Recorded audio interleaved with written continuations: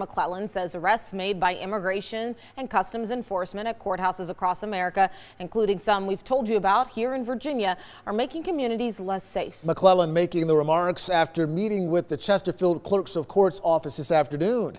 Capitol Bureau reporter Tyler Englander joining us live in studio tonight. And Tyler, what is McClellan concerned about? Well, Eric, Indiana, Congresswoman Jennifer McClellan says officials tell her that fewer people are calling 911 to report crimes and fewer people are willing to testify against dangerous criminals over concerns they too may be targeted by ICE.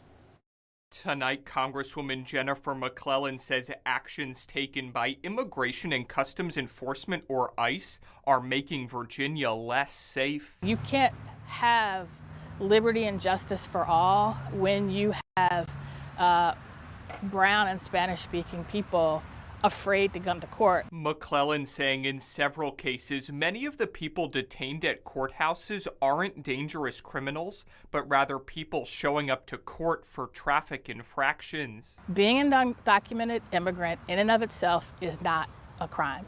And the dehumanization that this administration is doing, trying to paint with a broad brush every undocumented immigrant and citizens, U.S. citizens, that they are trying to rewrite the Constitution to claim are not, and painting them all with the broad brush of being hardened criminals is wrong and is un-American. McClellan adding that ICE's actions at courthouses are leading to people refusing to report crimes or show up to the courthouse altogether, regardless of whether they're citizens or not. I have heard that there are translators who are afraid to come and do their job because they don't know if the wrong person hears them, are they going to get swept up in all of this. Domestic violence advocates are very concerned that people they know are in abusive relationships are not reporting it because they're afraid of what could happen to them